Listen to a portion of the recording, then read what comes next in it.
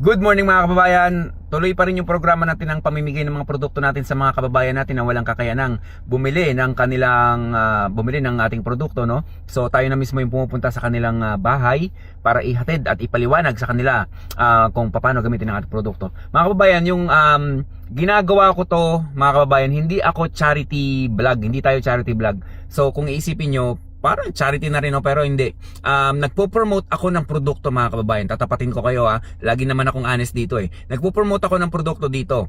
And then yung sobrang pera natin na pagbebentahan ng produkto natin is ito yung ginagamit kong pinamimigay sa mga kababayan natin. Hindi tayo kumikita ng malaki dito sa Facebook natin, mga kababayan. Sa pag-promote ng product natin, siyempre sarili nating product to, kumpanya na natin to, kaya medyo magaan na rin sa akin na kumilos para ipamahagi sa mga kababayan natin itong Alka-Life natin, itong Lunas Herbal Capsule natin, ang PFC Oil, ang ating Lunas Drinks, ang ating Hydrogen Tablet.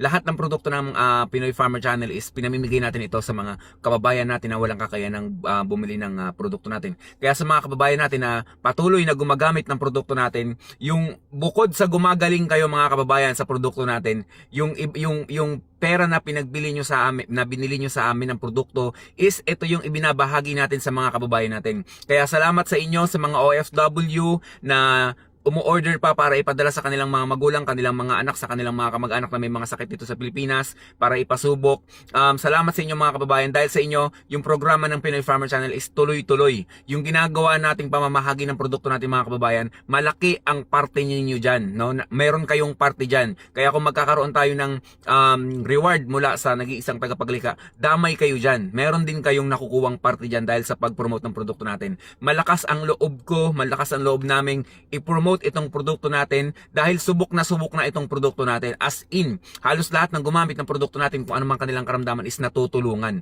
no? Kahit nga mga foreigner, mga kababayan, gumagamit ng produkto natin. Kaya dito sa part ko bilang CEO nitong kumpanya ng Pinoy Farmer Channel nga, is napaka-proud, sobrang proud ko. And then also dapat maging proud din tayo, mga kababayan, dahil sa Pinoy Farmer Channel is yung mga totoo kasi nakakatipid kasi magkano ang pa-check up, magkano yung mga synthetic na gamot, tapos di naman din uubra. Kaya tuloy-tuloy tayo sa mga kababayan natin nagko-comment, nag-share, nagla-like ng ating mga videos.